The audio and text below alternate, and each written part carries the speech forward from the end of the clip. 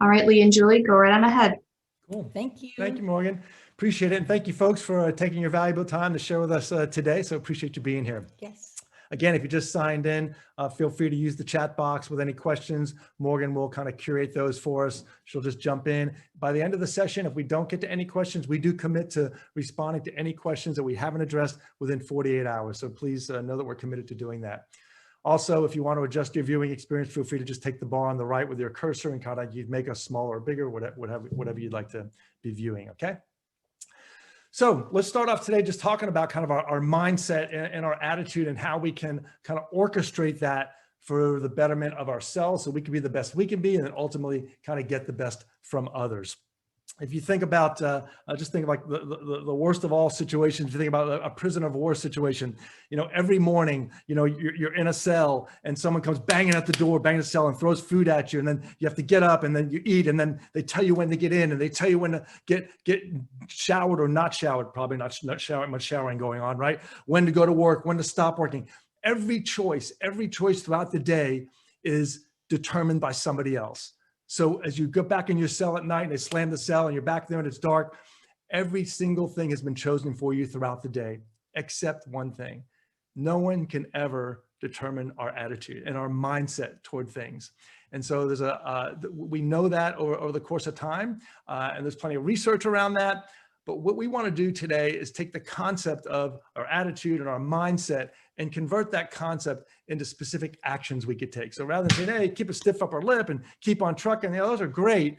Those are nice platitudes, but we want to just kind of we're very practical natured. So we want to just kind of share some practical tips with each of you on how you can orchestrate your attitude. So with that in mind, I'm just going to share this kind of model, kind of set the context for our conversation today. So this is, we call it the orchestrating attitude script. So the left-hand side here is the side of choice. We choose our thoughts, our words, and our actions every day, right, Julie? Mm-hmm. It's a choice, right? Sometimes we feel like someone really gets us upset. We say something, it wasn't a choice, I just had to react. Or, you know, or sometimes we have these thoughts coming into our head, just seem like automatic. We don't have a choice. We absolutely have a choice. So if the left-hand side is the side of choice of our thoughts, our words, and our actions, if we're choosing those every day, the right-hand side is the side of responsibility, which means we have to take responsibility for our beliefs, our commitments, and then ultimately our results. So this is a script and it's a self-reinforcing cycle. Bottom line here, our thoughts today yield our results tomorrow.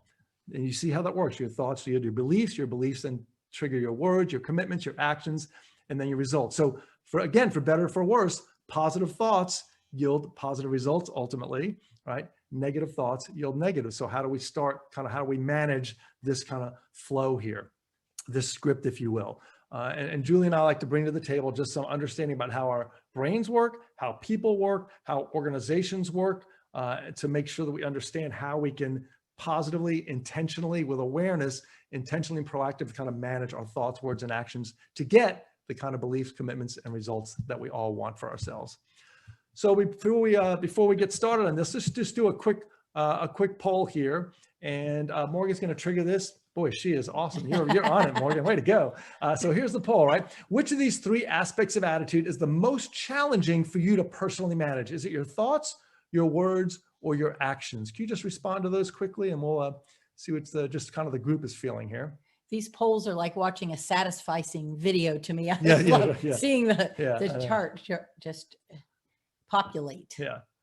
We'll give you just another second here. Jump in. We have most of you responding already. Wow. I think good turnout rate. Good turnout rate at the polls. Yeah. I think we could take 1 second, then go ahead and close it out now.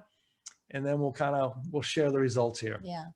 So it becomes evident, I think, here that thoughts are it's the beginning of everything. That's right. And the most challenging. So the first aspect that we're going to talk about as we go through this script is really talking about orchestrating your thoughts. And Lee, if you want to share. So we could stop sharing this now? Then? Yes. Yeah. Okay. Yeah. Morgan, we can stop sharing this. Then we'll go ahead and just jump into the first kind of aspect of attitude, which is your thoughts. Okay. Here we go. Okay. So in each of these elements on thoughts, words, and actions, we're going to share two aspects that you can take action on. And the thoughts is really an interesting one because what we've learned in the past 10 years about our brain has really illuminated how we think about thinking. An interesting little tidbit on that, we can think about our thinking at the age of 9. So if you have children, they are very precocious. They all can start thinking about their thinking at 9. Some won't think about it until they're 99, but our brain is quite marvelous. And we've learned so much in the last 10 years because we have more sophisticated imaging techniques to allow us to see how thoughts turn into impulses, turn into actions. So our brain is one of the things I like to share because it houses our thoughts in our mind is that our brain is something called neuroplastic. And that's an epiphany that we didn't have 20, 40, 50 years ago. What that means is it's capable of regenerating. So the thoughts that you have today, if you don't like what they are, you can actually begin to eliminate them and have a change in your brain and replace them with new ones. So our brain works just on a kind of fundamental level with neurons that are all thousands and thousands in our brain. How many neurons? Like hundreds of billions, some crazy number. They're all connected to other ones. So there's like a network of neurons in your brain. But between each one, there's something called a synapse or a gap. And there's an electrical impulse that goes from one to the other, and it creates a connection. So the notion is thoughts that fire together, wire together. But thoughts that don't fire together, don't wire together either. So you can have an intentional impact on your brain and your thoughts over time. So as we talk about choose your view, I want to share a little bit more about some natural tendencies of your brain because thoughts is such an important thing. Our brains were created to keep us safe first and to keep our body functioning. And so that is its primary function. As a result, our brains have what we call a negative bias. They naturally look at things from a negative perspective because they're trying to protect us and keep us running efficiently. Now, what does that mean today? In the olden days, if there's a saber-toothed tiger running around the corner, it was very efficient for me to be cautious all the time because I wanted to keep myself safe. In today's day and age, and looking at things more recently, we had a villain that was an invisible virus that literally kept us at home. We still had those feelings toward it, but there was really nothing to act and do except for wash our hands, stay 6 feet apart, and wear a mask. So understanding that your brain has that bias, we can start to work with it and have some thoughts that we intentionally want. So I'm going to talk a little bit more about choose your view and talk about your brain. And I said it has this bias, but one of the other important things about it is because of that bias, the bad feels stronger than the good does. The bad feels stronger than the good does. Now use that lens, if you would, for a minute. Just think about headlines on your whatever news feed you get or on the nightly news. There are things that give you an emotional, like you have a response to it that's visceral, and they're negative. And they understand that that's what gets people interested, right? Because they're playing right into that. So how do we work with that to overcome what's just inside our brains? So one of the things I want to share is if the negative feels stronger than the good feels, how do we counter that? And one is to understand that we need to counter it with positive actions. And so this next section, I'd love to use the chat box, but for you to respond, it says positive to negative ratio.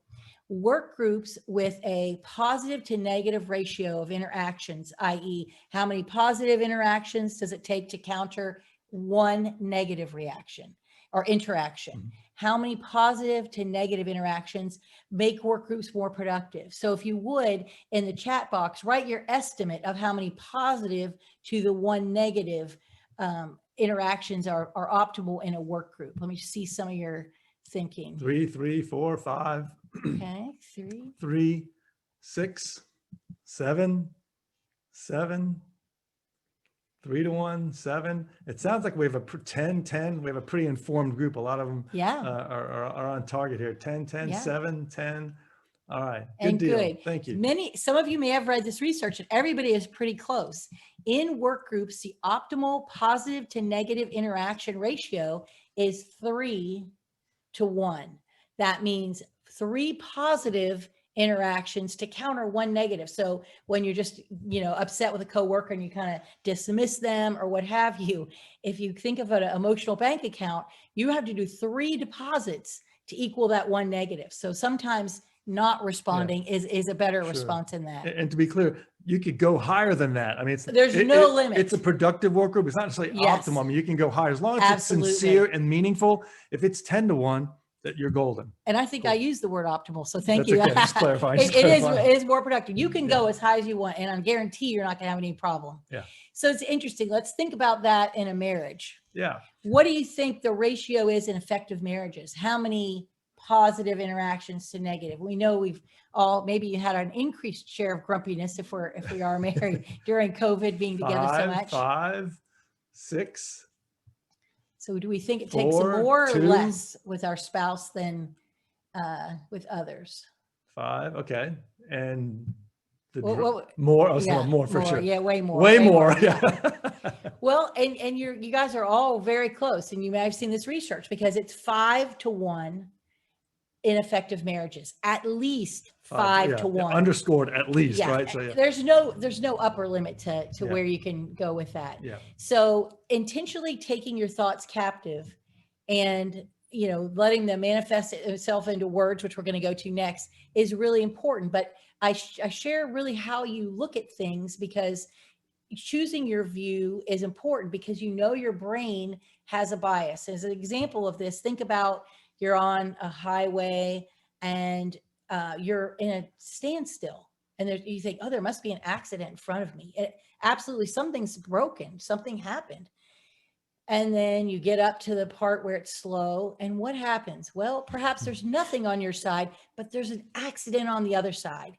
But people have this gravitational pull to see what happened over there. Nothing is impeding your lane whatsoever. That's a natural reaction. So we have to understand our brain so that we can overcome that and intentionally populate that with a more positive thoughts. And we'll get to a little bit more about what those are. Sure. And so the other aspect here is we want to make sure we're controlling our input. So if you think about particularly now, all the forms of media that are coming in at us, and not just media, people. So thinking about your life, who's helping you kind of orchestrate your thoughts, add positive thoughts in your head, help you overcome positive or overcome negative thoughts in your head. What forms of input, media, and people are in your life? So we have to be very intentional about making sure we're kind of controlling our input, because we'll have, like, even through the whole pandemic, Julie, we've heard people saying, oh man, all this horrible stuff going on. And because people were at home, they were soaking a lot of this stuff up. So we would work with a lot of clients, say, you know what? Just like we tell them, like, email, like, check it like a few times a day, watch the news in the morning, watch it at night, or one time a day, right? And to manage your input, because there wasn't a whole lot of great news for a long time. So I think it's just one simple way to kind of manage your input. But again, the most important thing is kind of managing the people you're choosing to be around, right? And who's the person we speak to the most, right? Ourselves. So when you think about your own thoughts and what you're saying to yourself, we'll talk about that in a little bit, just making sure that we're a positive source of input for ourselves. But really, we have to be very intentional about all the sources of input. So there are so many social media platforms. So we'll help people just say, listen, how do we control your input on that?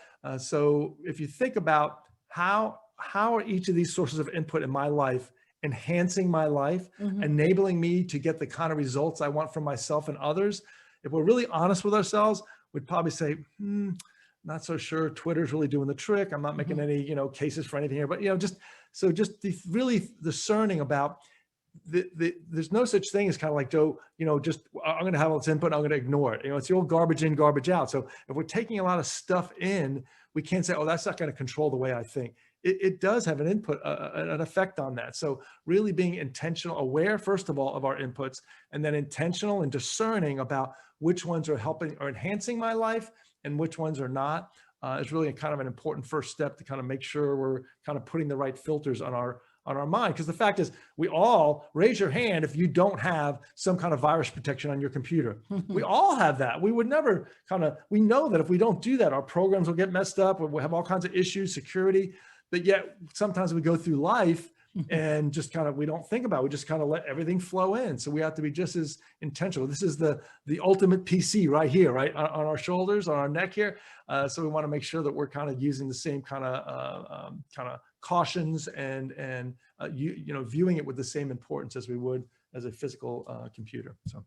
And I was just going to piggyback on that. When you're viewing, you might see the same news 3 times, but you still react to it each time as if it's a novel, and your brain creates this loop, and you have like an emotional reaction, which it feels like sometimes emotional reactions can last forever, but physically it's 90 seconds. But the more then you have that thought, oh my gosh, this terrible thing happened. Then what happens, you have a 90-second emotional reaction, but then that kind of gets stuck in your mind and you're like, oh, you keep replaying it. So you continue to have this reaction to something because it's now a thought in your mind. You basically ruminate on it, yes, right? Absolutely. And that's a big issue. So think about that. When we have a reaction, it's really just 90 seconds. It could be a horrible thing. Our initial reaction is just 90 seconds. The rest of it is our choice about how we choose to ruminate on it, or the way we choose to interpret it, or the way we choose to let it go. But the rest of it's all a choice of our own. The actual incident itself is like a nanosecond. So on that, since you just talked about letting it go, I'm just going to share another little tip. And that is, unexpressed emotions don't go away. They just rear their head in uglier ways. So if something's bothering you, get it out, write it down, get it out, because if not, it does become like a little circle, and it just makes it feel stronger and stronger and builds upon itself. So I'm not saying like you're mad at your coworker, write an email and send it. No, absolutely not saying that. But I am saying, in a private way, get your thoughts and feelings out, and then let the time go by, and then you can re-examine those. But it is best, and if you have a trusted, spouse, colleague, friend who will keep something completely private and you can just vent, you can do it orally as well. But it's best to get those out, because then they aren't swirling around inside. Absolutely. As a way to manage those thoughts. Yep. And just let me just transfer this. We're business consultants, so let me just transfer this to the work setting. In case any of you guys are leaders in the workforce too, a corollary to what that Julie just mentioned, unaddressed performance issues don't go away either. They just rear their heads in uglier ways. So keep that in mind as you're thinking about kind of like, gee, I don't want to mess with that. It's kind of a pain. Things just don't go away on their own, emotions or performance issues. Absolutely. Okay. I'm going to move on. And again, we'll answer any questions you have. If I know thoughts was a big point of challenge for all of us, and in there as well. I'm going to go talk a little bit about choosing your words. And there are 2 strategies that we look at that we're going to highlight today about choosing your words. One is talking yourself up, and the second is speaking with strength. And words, as Lee alluded to, words are the seeds for commitments. Your words create worlds.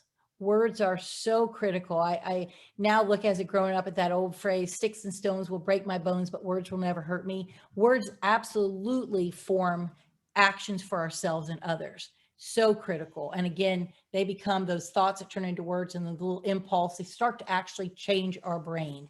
Words are really, really important. So let's think about words. Well, Lee alluded to, who are you with most of the time?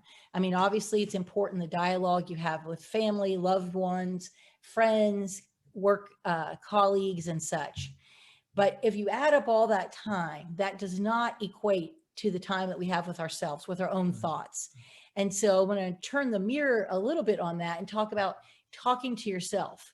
And when we think about talking, and you think about your best friend, I would ask you to think about some of the thoughts and words that you say to yourself. Would you ever say those to a best friend?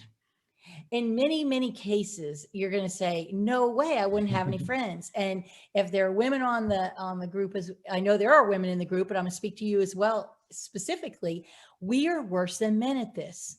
We do not talk kindly to ourselves. So I'm going to ask you to become aware of that and think about the words that you put into your own mind. Use that 5-to-1 ratio as one. If you go, oh, Julie, you stink at that, then you need to rethink about 5 good things that you do to yourself. And I'm so passionate about this, and this is true. And I've started this many, many years ago, that I have a little phrase I use, and you can insert your own name here if you would like, but I say, good job, Jules. Well, actually, I don't just say that. I have a little action that goes with it. So when I do something good, and it can be trivial, I get laundry done. I prepare for a presentation on, whatever it is. I say, good job, Jules. And I give myself a high five. Now, if you live in the Dallas area, no matter where she is, she does it. If you live in the Dallas area, you might see me at Aldi, Whole Foods, Trader Joe's, picking out produce, and I'll do good job. Pick some good ones. Anywhere you want, anything you do, you exercise a little longer, you go on the mat to exercise, and you even do it 5 minutes. Good job. You got there. I ask you to think about how you talk to yourself and the words that you give yourself, and a ratio, at least 5 to 1, to talk to yourself in a kinder way. Think about the conversation you're having with yourself, envision your best friend, and think, would I ever speak to him or her that way? No way. So I'd encourage you to be your best friend. We've had some work groups, which are fantastic to me, who I've seen take this concept, and even during a meeting, they'll give themselves a high five and have sent me some info on that. So you don't have to do the visual, or you can, but think about the words you choose to use for yourself. Be kind to yourself. Self-care is first, and speak those words of kindness to yourself. So talking yourself up. Next. Cool. And again, think about it. These words are planting seeds in the garden of your mind, right? They're just not random. So be intentional with them. Thanks, Julie. So let's go ahead and talk about speaking with strength as another way to orchestrate your words. So remember, Julie talked about before kind of our natural bias toward kind of the negative, and how the news media really understands that. It's a way for them to draw you in, right? So if you think about the English language itself. So tell me go ahead and go to the chat box here. The English language contains what % of negative words and what % of positive words? So let's just do this. We know positive by default. So just throw in a percentage here of the percentage of negative words in the English language. Go ahead and throw that into the chat. That way they don't have to do math. Yeah, really. Yeah. I like that. 60, 75, 50, 70. So these are the % of negative words in the English language. 42, 78, 50. Okay, so this might be a reflection of the negative words you no, I'm just joking. 75, so we're up there. All right, so the answer is there are actually 62% negative words in the English language, and only 62%, yes, and 38% positive words. Yeah, I do, unfortunately, yeah.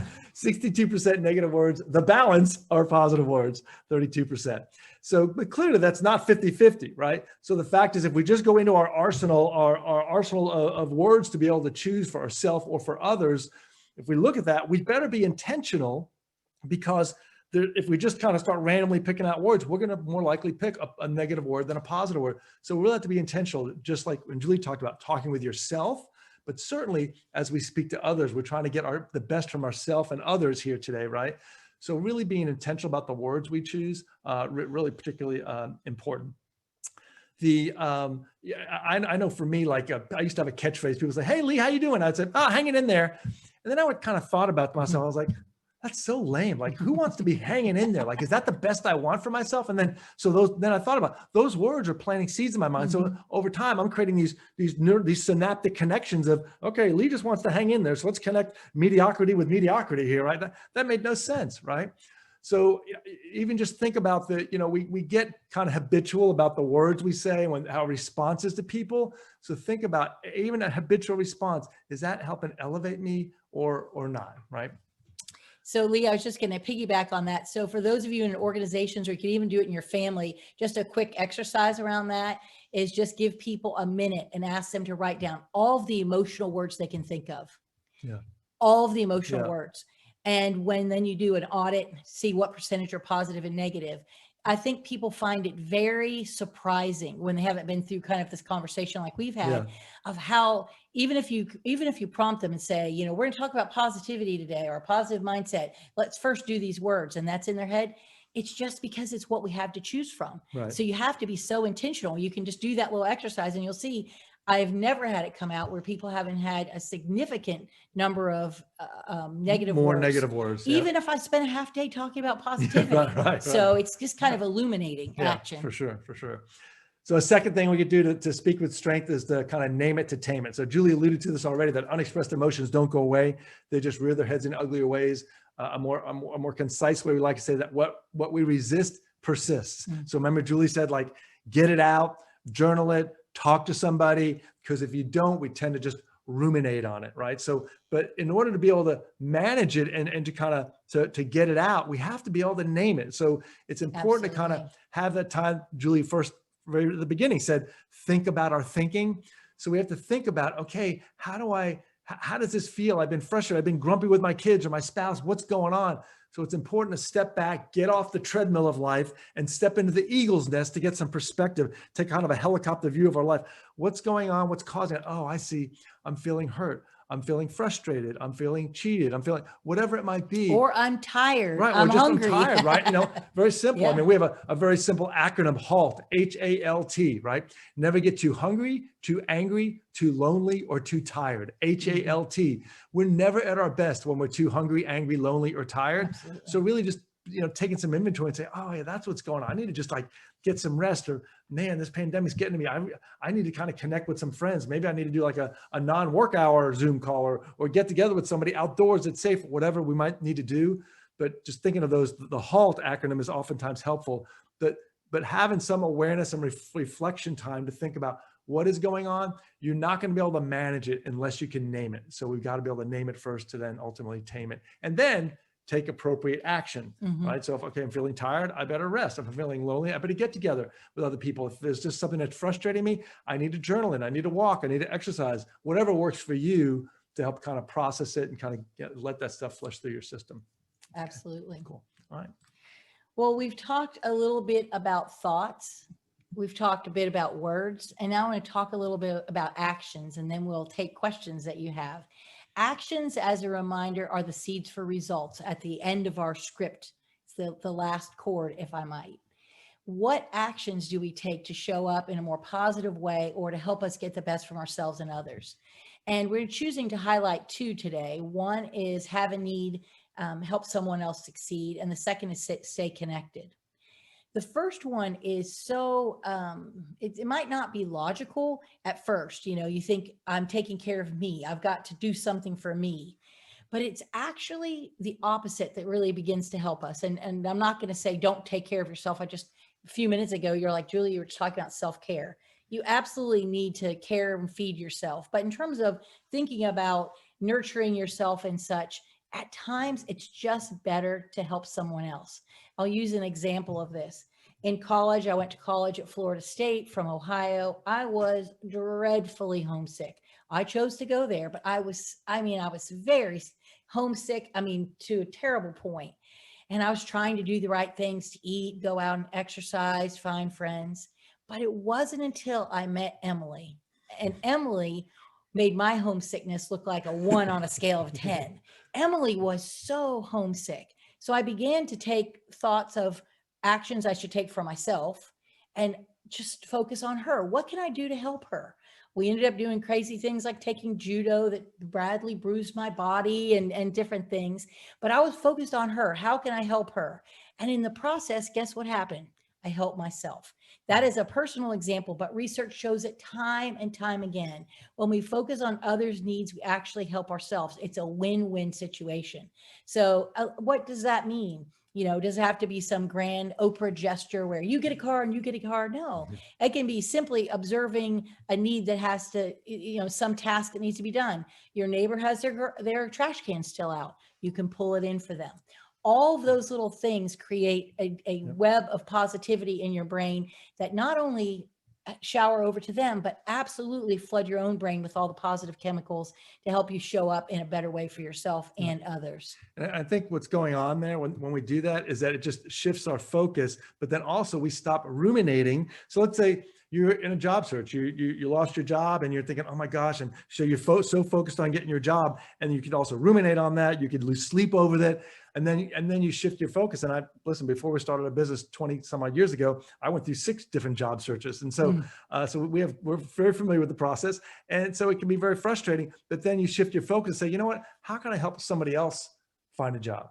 Right. And it really literally changes your chemistry, not just your mental focus. So, particularly now, there are plenty of needs out there. And so we know we all have them. I think Charles Dickens has a great quote that says, don't reflect on your trials, of which we all have some. Reflect on your blessings, which we all have many. Something like that. So I think it's just a way to kind of shift your focus, but then also stop ruminating. So. And you have a favorite Ziegler quote that goes in there. Oh, too. yeah. Zig Ziglar, a mentor of ours for years, the late great Zig Ziglar says, you can have all the success you want in life as long as you help enough other people get everything they want in life. So, so it's really about kind of serving others, basically. It's kind of Absolutely the message here. So, so the second aspect that we could kind of implement to orchestrate our actions is to stay connected. So we do that, listen, extra challenging over the past year, no doubt, right? And you've how many Zoom calls can you take? You're on Zoom calls all day, and then you're going to have more calls at night, So, so I get that. Hopefully things are safely loosening up now. We can start reconnecting with people, but really kind of staying connected with people that are important to you, that are meaningful to you. So one particular strategy around that is to identify your best team. And we call that buddies who encourage success and truth, BEST, your best team. So who is your best team? So this is not 100 people. This is a few people, might be at work, might not be at work. It's okay. Might be family, might not be a family, but a few people that you could trust to tell you what you really don't want to hear. We always say that's the definition of a friend. Someone who's willing to tell you what you really don't want to hear, but they tell it to you to build you up, not to break you down. They're trying to elevate you. Truth in love. Truth and love. There you go. So who are those people? Maybe it's a former worker. Maybe it's an old college roommate. Maybe it's a current worker. Maybe it's a mentor. Maybe it's just a neighbor. It doesn't matter. But a few people that you get together with on a regular basis, you stay connected with, whether you're meeting with them, having coffee, on the phone, doesn't matter. But that you know that you're willing to have the tough conversations with them and sharpen them, but you're also willing to accept that for yourself. So it goes both ways. It's not just people that are willing to help you. It absolutely needs to be mutual, but it's really key to think about who your best team is. If you don't have a best team, that's fine. Start with one person, get connected with them, see how it works, and maybe bring in another person into the fold. The reason we suggest having a few people, not a lot, but at least a few, more than one, is that everyone has kind of different perspectives. Maybe someone could help you say, you know what, really elevate your game as a parent. And another person really kind of knows you in the work setting. They can help elevate your game there. And another person out in the community. So just kind of rounding out your life to make sure you have people that are really in your corner, have a vested interest in your success, helping you get the best of yourself and others. And you have that same commitment to them. So I'd encourage you to, so we have someone has a college roommate as a best, best group. So I encourage you to think about that as just a takeaway, identify who kind of your 2 or 3, 4 at the most, maybe people are in your best team to kind of elevate your game and stay connected. And so Lee, on that, this is an intentional conversation. So it's not just, like you're my best friend. Yeah, right. It's, I've heard about this concept and I would like to implement it. Yeah. How, I would like someone who can be a trusted source to help me reflect on my behaviors, my thoughts, and whether they're in accordance with the way, I want to show up. Here's how I want to show up. Will you be one of those trusted people for me?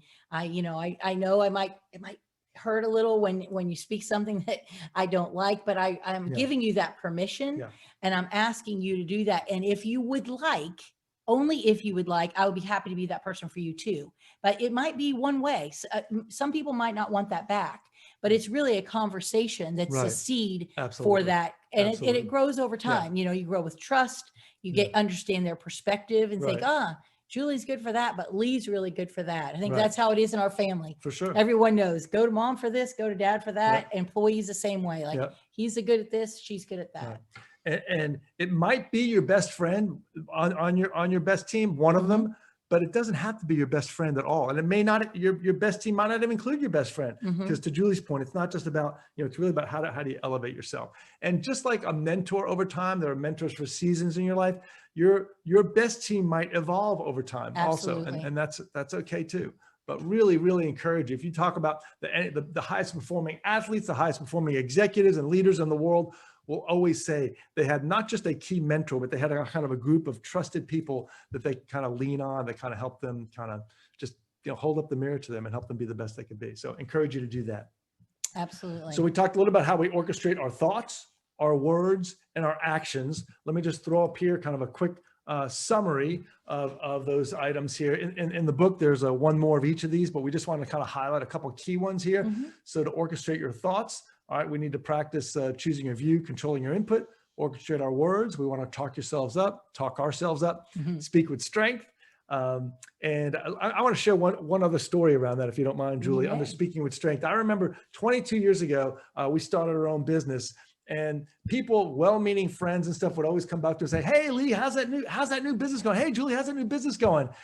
And the truth is, it wasn't easy, right? You know, that first year, we like to call it our investment year, right? So I sometimes call it the year I told a million lies, because everyone said, "Hey, Lee, how's the business going?"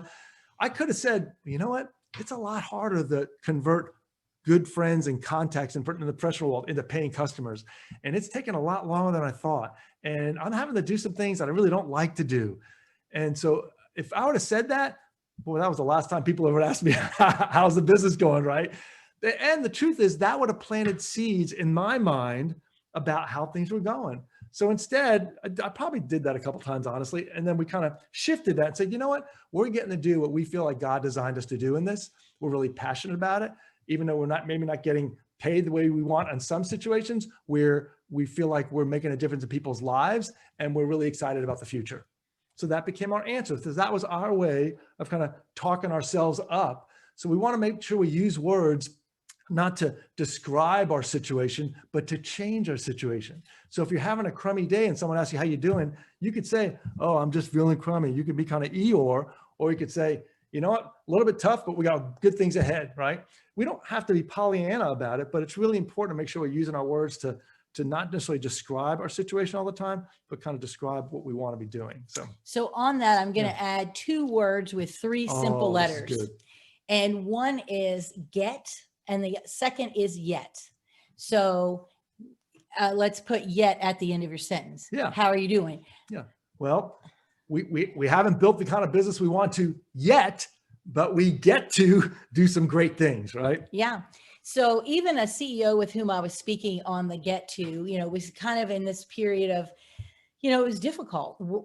Business was hard, having to look at, how do we survive, and he was feeling like, I have all these people that are dependent upon me. And after some coaching and conversation, he was able to say, "I get to lead these people through this difficult time. I get to, it is a privilege and an honor." And that helped him see his perspective differently. It helped him elevate to not being in the weeds, but I've risen to this. I've been given this. I developed this company. I get to lead these employees. And maybe we're not where we need to be yet this quarter, but we can still get there. Right. So two little words with 3 words each, get and yet, can 3 letters literally each, change. yep. Well, yeah. Letters. I told you we didn't want to do math before, and that's why. So if you think about, just reflect for yourself, what's something that you feel like you have to do by the end of the day? I have to go grocery shopping. I have to do the laundry. I have to write this report. I have to do my taxes, whatever. I have to put the trash out. Then convert that commitment, that obligation you feel like you have, into a get. I get to take the trash out. We've got a nice life here. We collect trash and stuff. We have food and stuff to eat. I get to actually take our trash out. I get to file our taxes. We generated enough income that last year that I get to file our taxes, right? So if you just reframe it from have to get to, it's a huge kind of just mindset shift in kind of the words you choose. So, and what that leads to is gratitude. You become, grateful. Wow, we actually have food to eat, where some people are clearly not that lucky. Right. And we generate trash from that, and we have to take that out. I mean, you really go down to very, very basic points of gratitude when you look at things through that lens. For sure. So didn't mean to sidetrack us on that. So moving down here again, then to orchestrate your actions. Again, remembering you have a need, help somebody else succeed, also kind of ties into gratitude also. Like, 100%. Wow, this person, Emily, was a lot worse off than you are. So you kind of appreciate your own situation, and you can help lift somebody else up. And also staying connected. One key way to do that is to identify your best team. Again, buddies who encourage success and truth. So I'm going to piggyback on the staying connected and talk a little bit about just how important that is. And the best team is such a phenomenal way to help you get the best from yourself and others. But staying connected in even the most basic sense is so important. We were not created to be alone. We are social creatures, and you've seen lots of difficulty with people being individually, hostage in their own apartment or what have you, and not connected to others. Loneliness is real, and it has a profound effect on your mind and your body.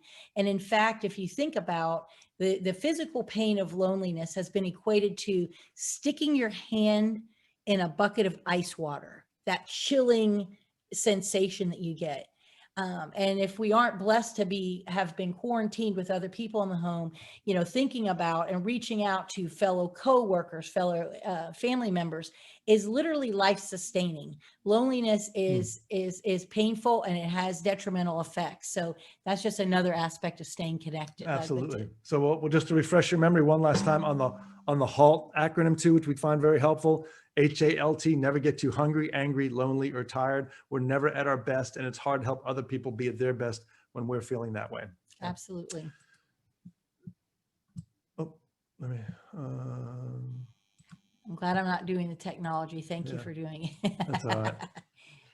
Okay. So it says my screen sharing is halted. I did something wrong. Sorry about that. So let me just share with you. Let me just stop sharing, and then I'll share again real quick here. Sorry about that. So I just want to share with you, if you wanted to get more resources, just free resources, you could text the word leadership to 833-250-7377. It's on your screen there.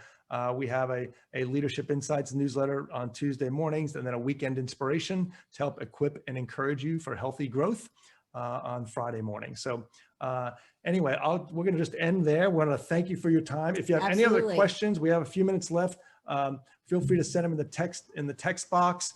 However you want to, whatever you want to do, we'll sit tight here. Again, even if it's a big question, feel free to, you see the email down at the bottom there. If you just want to put lead before that, I mean, the website, just lead, L-E-A-D, lead at thelgroup.com. We'll get your email if you want to send us something afterward, and just send us a question. We're absolutely happy to get back to you on that. Okay. So at this point, we'll stop the screen share. I want to thank you again, and we'll send it back to Morgan to wrap us up. Okay. Appreciate you guys. Well, Thanks so much for being here today. And thank you both so much. That was an incredibly powerful and positive thing to listen to, during lunchtime. So definitely appreciate it.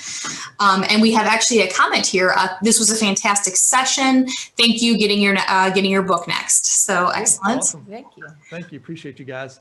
Let's see. Thank you from Suzanne. Mary, this was a great discussion, and thank you for having this. Things we need to hear, especially during this past year, which is great. And we got an awesome as well, which is awesome. Before we kind of keep going with the Q&A, I just want to mention the book, Getting the Best from Yourself and Others. You can get that from the Simple Truths website. I will be providing that link in the follow-up email that I send, which will have the slide deck and recording. But we have it available as hardcover, paperback, and an ebook. So it's a beautiful looking book. I don't know if you want to show the actual book, or if you want to show your first slide, but it's a beautiful book. It's wonderful for yourself or to give as a gift to other people. There we go. Yeah, so gorgeous book. Yes. Yes. Okay, excellent. We got some Ted. Thank you for the discussion, Heidi. Thanks. Always excellent reminders. Okay, so we have a question from an anonymous person here. Suggestions on dealing with a subordinate who is typically great, but was confrontational out of the blue and irrational. So I'll start that one. Yeah, please. And I'll let you finish that one too. That's hard. Okay. I would just say I love one of Stephen Covey's tenets back in the day, and that would seek first to understand. Especially now, people, most things are not personal. They are because of something else. You just don't know the story of a person. You don't know what they've encountered. And now that's on steroids, whether someone in their family is on a ventilator in the hospital, they're managing 4 kids at home schooling while they're trying to go to work. So I would say seek first to understand. Just say, I seems like things are going a little tough. You want to share what's going on. Is there any way I can help? That empathetic entry into that dialogue is critical. And the other part is just making sure you just and you have to tell yourself, it's not about me. It's not personal. Now, it may be, you might find that out later, but most likely Yeah. it has nothing to do with you. And Yeah. it's somebody that feels comfortable with you, or you're just there at the wrong time where they responded in a way that they probably would wish, could they roll back time, had been a bit different. Sure. And I would just add to that, Julie, that we all think about, like you say, seek first, understand. Great advice, just timeless truth. But when we say I'm listening to you, when there's like emotions involved, I'm really frustrated or angry with somebody or upset, it's very easy for me to listen to respond versus listen to understand. So if I'm listening, I'm just getting ready to kind of zing them back or find something, and my mind is closed and I'm not really trying to understand the full context of what's going on in their life. So I would encourage you to ask yourself, am I listening to understand, to fully understand what's going on in this person's life so that I can have a constructive dialogue, or am I listening to respond? And so it's hard. I mean, I do that a lot too. Like I'm formulating my response while they're still talking, but to be in the moment and just truly listen, that's really a gift for you because it helps you understand what's going on. And it's also a gift to that person. So really, I would challenge you to really try to listen to understand before you try to respond. Absolutely. And as Morgan's going to the next question, there's a request to put up the last page again. Sure, of course. So Morgan, did you have a few more? I do. I'll just make sure you get so there we go, the page with the text information. Perfect. Okay.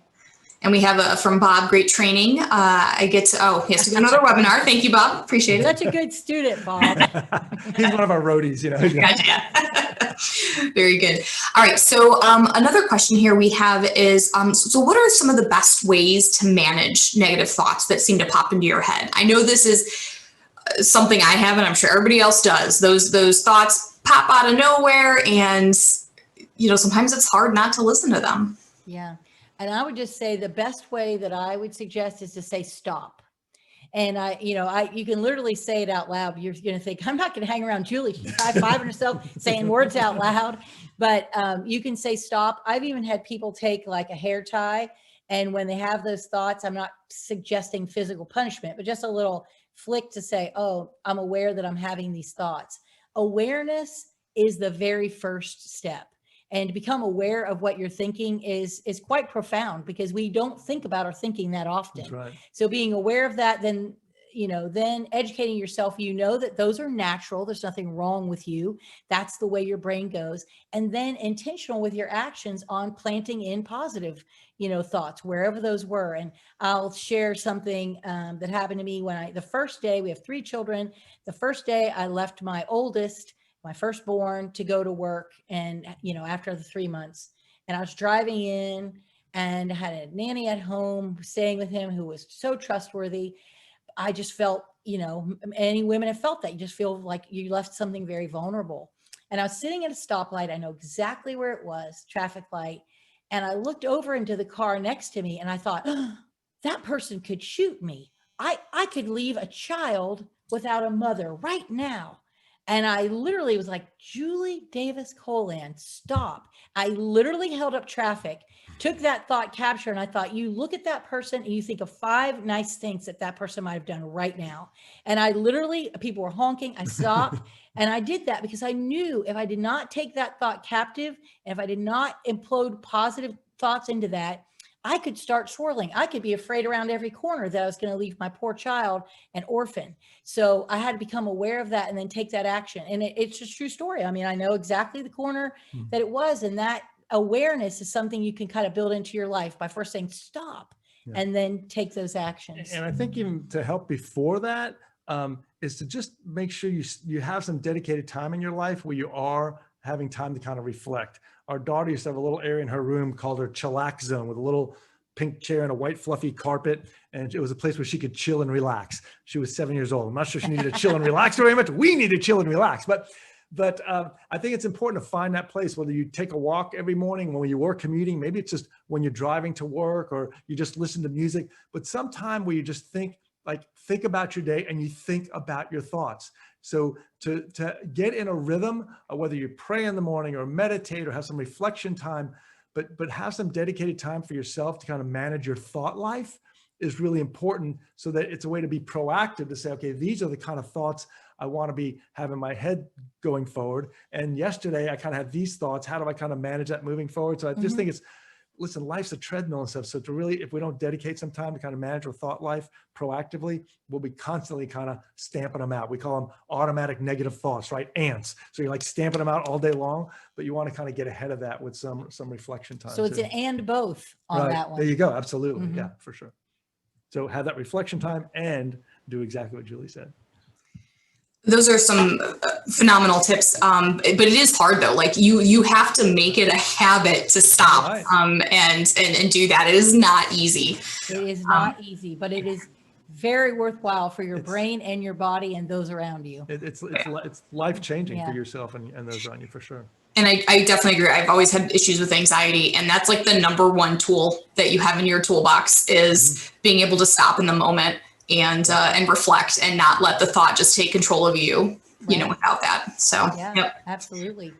So this next one, I have a question here, and I actually want to add on something of my own to it. So the first part is, how do I deal with a peer, a friend, or a family member who has a negative attitude?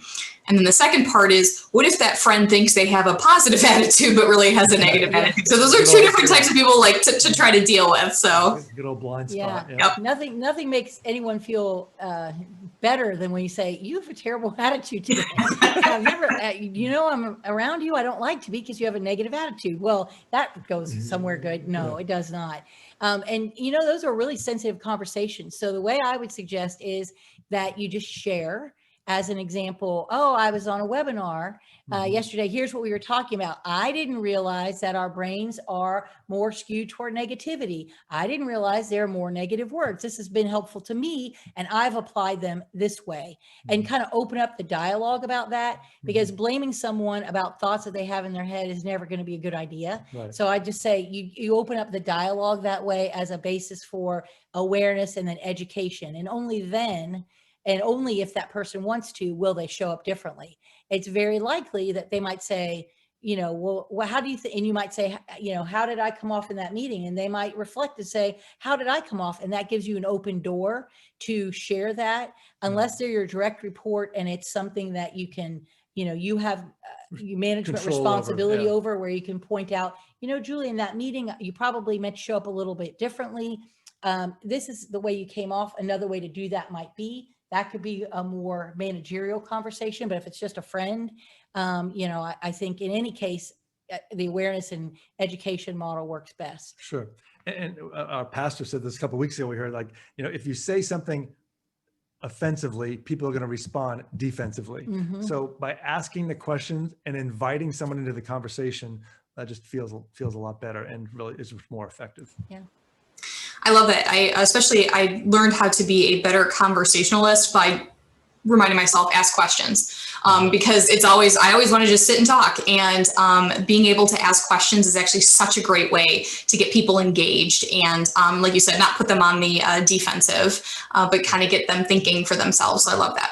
Absolutely. And Tiffany, we do not have a podcast, but we offer complimentary webinars every so often, every month or so. So you're welcome to join those, like many of our friends and colleagues and clients have. So appreciate that. You guys should definitely think about it though, or if not a podcast, then maybe like a LinkedIn Live, because like I said, this is a very positive thing, to be able to sit through during the day. Cool. Yes. Awesome. Good. All right, let's see. Another question is, so what are some things that I can do when things are really bad, like during COVID, or if you're dealing with, say, a death or, any other just really tough situation? Yeah. And I'll start and you can just jump in. I would just say, look at where you're focusing, first to focus on, where's your head? Like, what am I thinking? Like, where in my headspace? Like, am I in a good space or not? Like, where do I need to talk to someone about this? What is going on? And then second, focus, once you figure that out, focus on somebody else, really focus on somebody else. Its benefit physically and mentally is so proven.